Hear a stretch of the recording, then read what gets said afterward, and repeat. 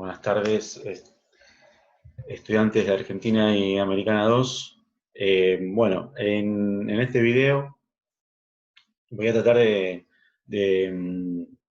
encasillar un poquito el texto de Rat y Roldán. En principio, el tema de la clase. Aquí está el texto de la Revolución Clausurada. El tema de la clase es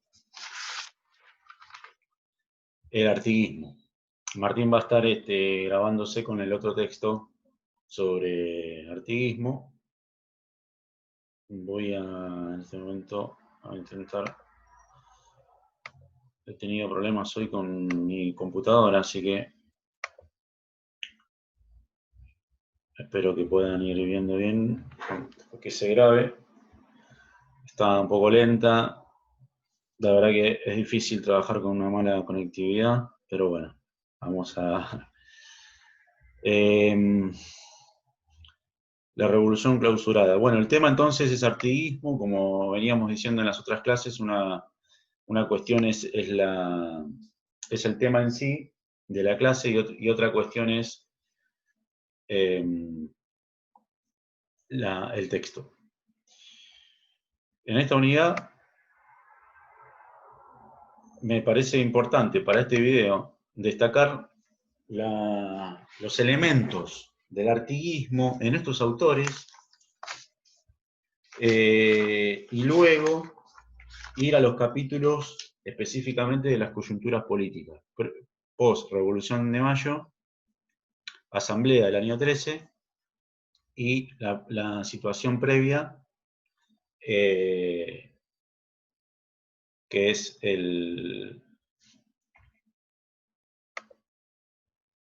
la situación. Bueno, la computadora estaba muy lenta, no logro encasillarla. En el video saldrá así, cualquier cosa lo solucionaremos luego en el Zoom en vivo.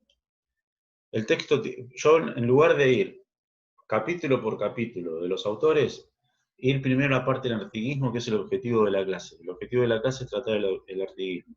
Luego sí a los capítulos que son post-Revolución de Mayo, específicamente la Asamblea del año 13, la conflictividad de la Declaración de la Independencia, y a lo último, bueno, ya ha llegado fines de la década, de la segunda década del siglo XIX, y ese título de la Revolución Clausurada, ¿no? ¿Por qué lleva ese título? Me parece que uno puede lograr entender por qué lleva ese título el libro una vez que está metido en el último capítulo que seleccionamos, que es el capítulo 9.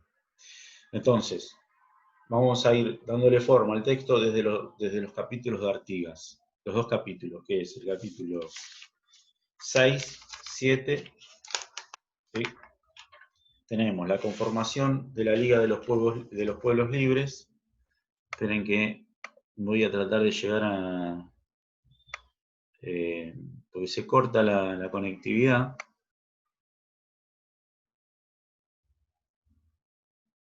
Luego voy a retomar los primeros capítulos para ir hacia... Bien, la Liga de los Pueblos Libres. Bueno, el autor indica que el auge de la política artiguista, que va a ser desde la iniciativa federal, como también las políticas socioeconómicas, ese auge va a ser en el 1815. ¿Sí? Bueno, me parece que están bastante bien explicadas los elementos, pero se consolida el federalismo en la Mesopotamia. ¿Sí? El punto máximo, por eso quiero llegar a 1800. Bueno, esta es la parte del Éxodo, 1812.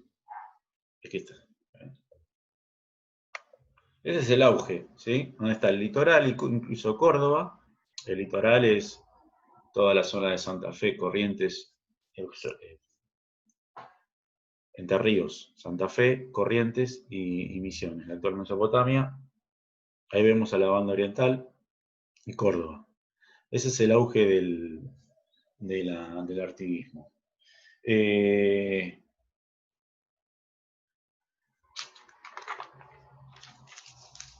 Pasamos a el ascenso federal, y es eso, son las provincias que se van a ir sumando, ¿sí? A pesar de que hay un enfrentamiento, hay un partido del directorio, que sería el partido unitario. El directorio va a representar con Alvear ese unitarismo. Y si hablamos de la Liga de los Pueblos Libres, estamos hablando de un líder que está a cargo de ese proyecto y también no solo es un líder, también está a cargo políticamente, como se dice, ¿no? En ciertos momentos revolucionarios fuertes. El líder del partido, el líder del gobierno. En este caso acá, el líder de nada más y nada menos quizá sin duda el proyecto más completo de federación que ha tenido el Cono Sur.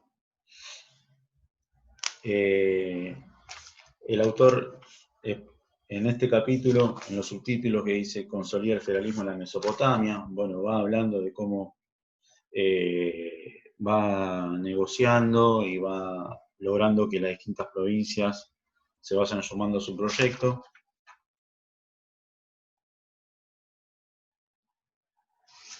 La cuestión de Montevideo, la recuperación de Montevideo en 1815,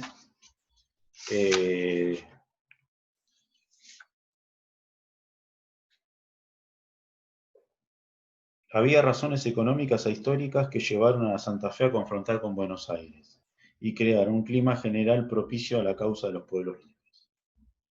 ¿Cómo comenzó a llamarse el bloque federal? Pesó en esto el tratamiento subordinado que recibieron de Buenos Aires desde 1810 con tenientes gobernadores nombrados desde allí y que centraban su gestión en contribuciones forzosas. En este contexto no fue extraño el vuelco de los santafesinos, que se colocaron bajo la protección de Artigas. El líder oriental había llegado.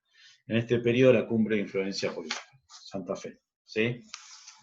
El principal problema lo va a tener con Buenos Aires, con Alvear, y luego ya con Pueyrredón. En su momento, en el primer capítulo, los autores señalan que Alvear y Rivadavia van a ser los máximos exponentes de esta política, no solo unitaria, portenista, sino pro-inglesa y pro-oligárquica, ¿no? O sea,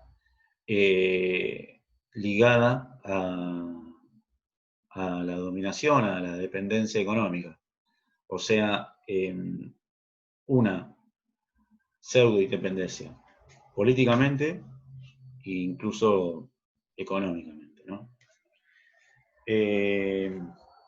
Cuando cae Alvear y se disuelve la asamblea, Rondó va a tener un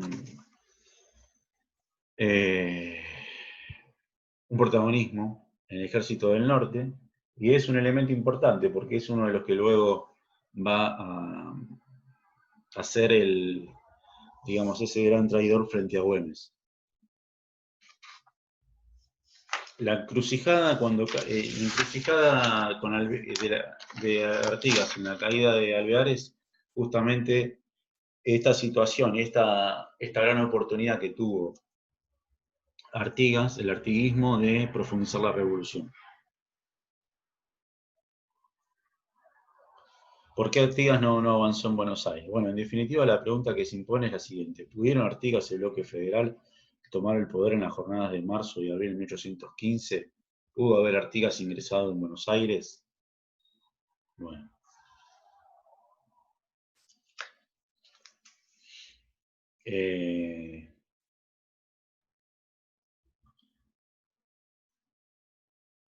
Si se analizan los hechos con cierto rigor, se puede concluir que el propio pronunciamiento de Fontezuelas sirvió para preservar a las tropas porteñas del descalabro y reciclar la figura de Álvarez Tomás con independencia de las intenciones de la corriente de Artigas en su seno. Puede decirse que el movimiento liderado por Artigas eludió tomar el poder en esas jornadas revolucionarias que Emiliano Ravinani, este historiador, uruguayo identifica como la Revolución Federal. Bueno, las relaciones con el Paraguay. Y capítulo 7, lo más importante de los gobiernos de Artigas. Se conformó la Liga de los Pueblos Libres en 1815. ¿Sí? ¿Qué pasaba? Estaba la Santa Alianza en Europa. Por lo tanto, era el mejor momento. Como decía recién, con la alianza que había logrado, esta estrategia federal que había logrado Artigas. Artigas eligió no gobernar desde Montevideo, sino que dejó la ciudad en manos del gobernador y del cabildo, y siguiendo lo propuesto por las instrucciones a los diputados de la Asamblea del año 13. También es uno de los mejores momentos porque San Martín está gobernando en Cuyo, Güemes está resistiendo en el norte, bien, y el aislamiento y la debilidad de los porteños alentaban, dice, una expectativa de organización federal. Digamos, la mejor parte de la coyuntura. ¿Sí? Bueno, luego trata sobre el Montevideo y manos de Artigas, ¿sí?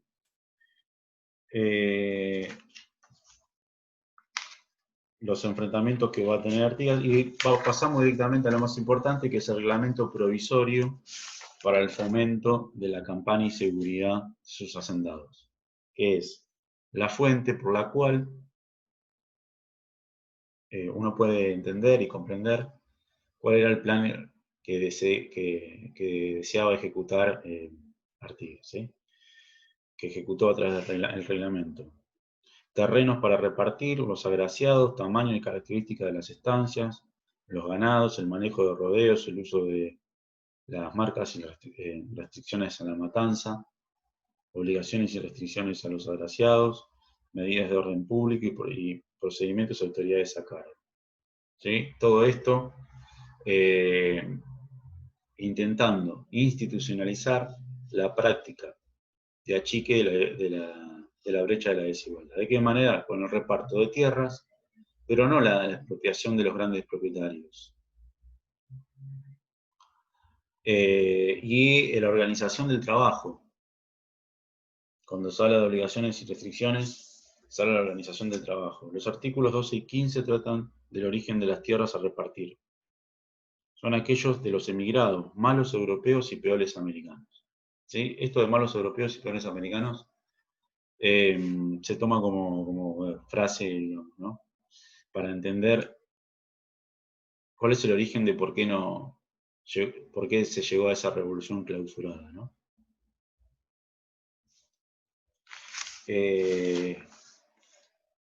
La caracterización del reglamento. Como se ve, se trata de un completo programa agrario, revolucionario, adecuado al momento por el que pasaba la campaña oriental. Su punto de partida es satisfacer las ansias y necesidades del sujeto social protagonista de las campañas revolucionarias.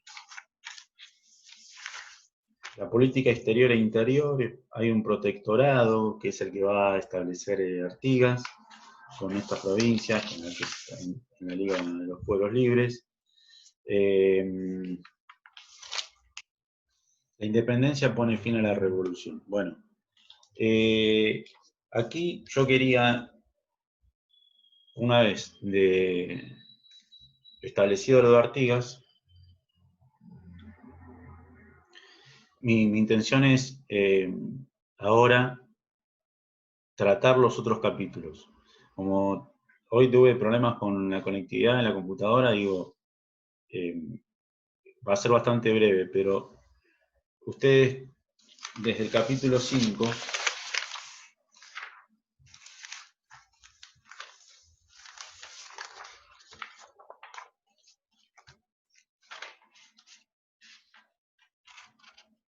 la asamblea del año 13,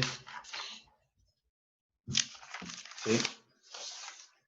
Luego retoman el capítulo 9, el capítulo 8 y 9, y ahí van a poder unir la unir las coyunturas. Vuelvo a decir, digamos, los capítulos de Artigas los pueden dejar aparte y hacen el capítulo, pueden leer y unir o armar un esquema sobre el capítulo 5, 8 y 9. ¿Sí?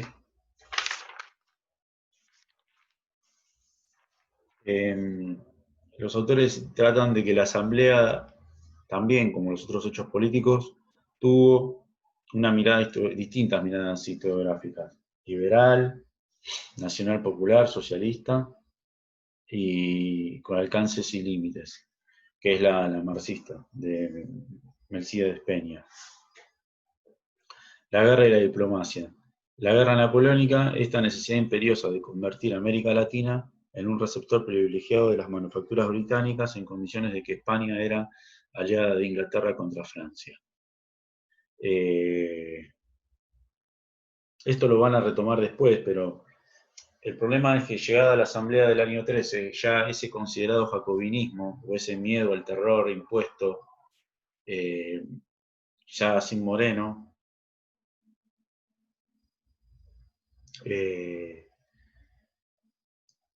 el no jacobinismo era el objetivo, ¿no? Porque ese jacobinismo representaba la conciencia nacional.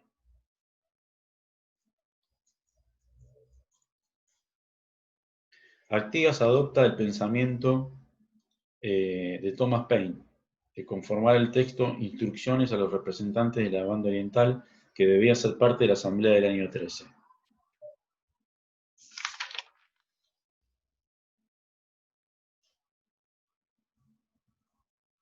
A todo esto los autores mencionan a Lord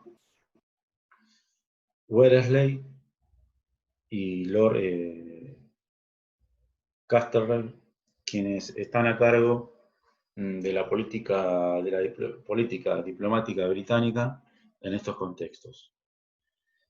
Hay una contrarrevolución porteña, que es eso, que son los que van a iniciar esa revolución clausurada, que es una revolución que va a, digamos, a derrotar esa ala democrática.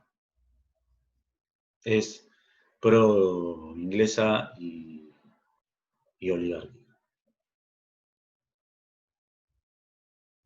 La cuestión económica es como la concentración del poder. Hipótesis de investigadores uruguayos: el poder porteño fue cayendo crecientemente en manos de un sector particular de la burguesía comercial, que se había especializado en los préstamos al Estado y la especulación de la deuda pública, entre ellos Zarratea. Esto del primer gran empréstito, y cómo estos pequeños acreedores, que son los porteños, estos mismos comerciantes, son los que van a generar esa revolución porteña, contrarrevolución porteña. El poder concentrado que va, digamos, a estar a favor de la dependencia económica.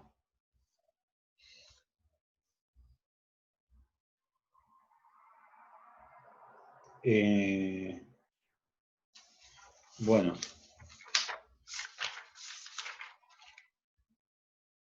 la banda oriental, como ya saben,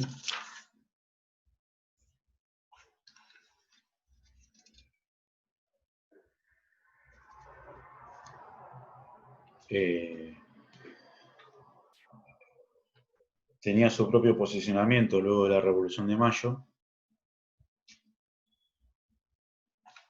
La Asamblea del año 3 fue convocada por el segundo triunvirato frente al colapso del primero, con el propósito de forjar una unión nacional de la oligarquía porteña con las oligarquías provinciales, bajo el protectorado de la diplomacia británica. ¿Sí? Este es el punto principal. Por eso las instrucciones que envía, a todo esto ya había pasado el éxodo oriental, de 1811, de Montevideo hasta Salto, o enfrente, que es Ayuy.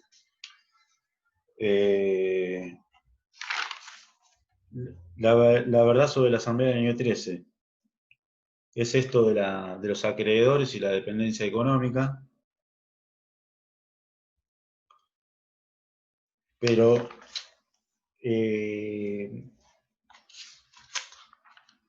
esto respecto a la situación económica, ¿no? Pero hay un momento en el que se menciona los elementos simbólicos, que es el himno, la escarapela, la bandera, y cuando mencionan la abolición de la esclavitud, en realidad es la declaración de la libertad de vientres, que se declara, pero luego, como otras leyes de la historia, digamos, costó en que que se ejecute, que se lleve a la práctica. El planteo tuvo el respaldo de Gran Bretaña y la Asamblea dio marcha atrás, disponiendo que solo serían libres los que ingresaran para ser vendidos como esclavos. La Asamblea así resolvió la eliminación de la mita, las encomiendas, el anaconazgo y el servicio personal.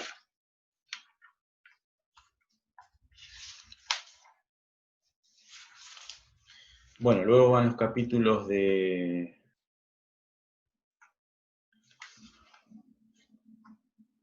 Artigas. Y por último, que la independencia pone fin a la revolución. La cuestión de la independencia. En marzo de 1816, derrotado a Napoleón y repuesto el trono Fernando VII, España se había lanzado a recuperar sus colonias. Solo las Provincias Unidas en Río de la Plata se mantenían en pie, pero en una situación de profunda inestabilidad. Al oeste, los patriotas chilenos habían sido derrotados. En el norte, los gauchos de Martín Miguel de Güemes resistían en embates realistas, pero realizaban con el ejército el mando de José Rondó, derrotado el 6-6. En el este, Portugal amenazaba invadir la provincia oriental. Lo único que jugaba a favor era la caída de Montevideo en manos patriotas en junio de 1814. La voluntad incontrolada del populacho, el directorio insular de Erinto, la independencia, las andanzas de Belgrano, Rivadavia y Zarratea por Europa, dado que ya se estaba instalando la idea de unas monarquías. Bueno, de qué manera Belgrano, ya como diplomático en Europa, intenta llegar a conformar la idea de una monarquía, pero cuando llegan acá a América, la idea era la del rey Inca, entonces son como estrategias políticas, ¿no? La independencia, un punto final de la revolución.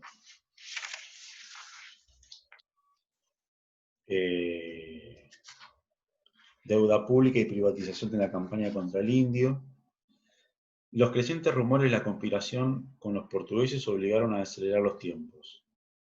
¿Sí? Esto de la conspiración de Portugal forma parte de ese proyecto carlotista, que no se pudo llevar adelante, pero que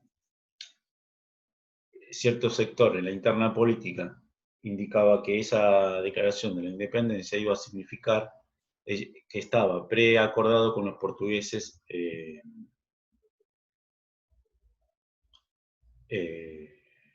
era un preacuerdo con los portugueses, ¿sí? Los crecientes rumores, perdón, referencia a que se declara la independencia, pero con un previo acuerdo de la dominación de la banda oriental hacia Portugal. Por eso es que la banda oriental va a ser invadida por Portugal. Y en 1816, ya meses luego, ya para 1817, cuando es el cruce de los Andes, esto tiene importancia porque los recursos económicos de las milicias porteñistas estaban abocadas a derrotar a Artigas. Y eso marca un punto, quizás por eso es digamos, la revolución clausurada, ¿no? O esto de que la independencia va ya diseñada en una balcanización en América, porque ahí ya se terminan de definir las distintas naciones. Paraguay ya había tomado su independencia hacía tiempo, pero ese no era el proyecto. Son distintos casos apartados, pero está claro que el proyecto artiguista era el más igualitario. El más igualitario y políticamente el más correcto, eh, ya pensando en los sucesos que se fueron dando luego, ¿no? La idea de la tierra y la libertad. Y por último, el libro, el capítulo trata sobre Güemes y su importancia en el Ejército del Norte, la importancia que él va a tener como líder también social, porque ejecuta un plan, un estatuto, que es un estatuto del peón, que es otorgarle derechos sociales a aquellos, no solo partícipes del ejército, sino también peones rurales que tengan unos mínimos derechos para sus vidas, ¿no? El estatuto del peón. Eh,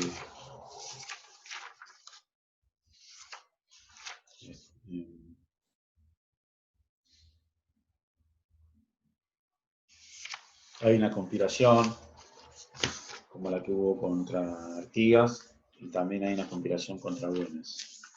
Bueno, disculpen la brevedad, pero he tenido inconvenientes con mi computadora. Así que bueno, nos vemos luego en la cursada.